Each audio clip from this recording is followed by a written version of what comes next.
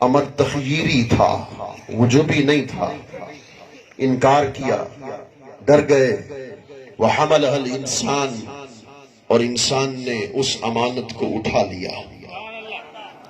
اب سوال یہ پیدا ہوتا ہے کہ وہ ایسی کون سی امانت ہے کہ جس کو زمین، پہاڑ اور آسمان نہ اٹھا سکے اور حضرت انسان نے اٹھا لیا؟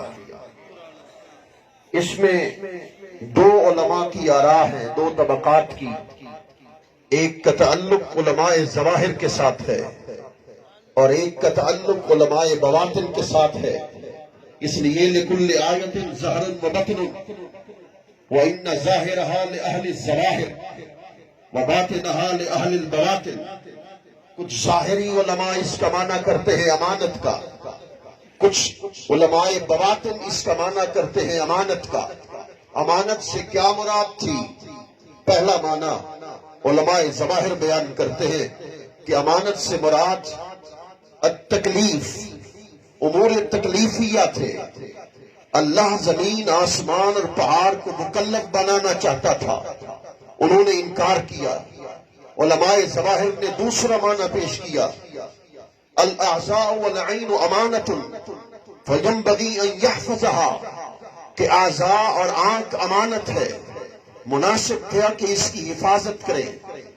اور علماء ظواہر نے امانت کا تیسرا معنی بیان کیا، معرفت اللہ، امانت سے مراد اللہ کی معرفت تھی۔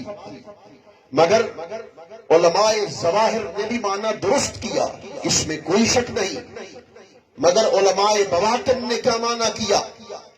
سب سے پہلا معنی یہ کیا امام بقلی نے تفسیر رائش البیان کے اندر، الشکر والفناء فی العشق، فرمایا کہ امانت سے کیا مراد ہے؟ جس کو نہ پہاڑ اٹھا سکا، نہ زمین اٹھا سکی، نہ آسمان اٹھا سکا، انسان نے اٹھا لیا۔ اس امانت سے مراد عشق کے اندر فنائیت تھی، جامی رہے خدا بخدا غیر عشق نیست، جامی رہے خدا بخدا غیر عشق نیست، گفتین والسلام علی تابع الہدا۔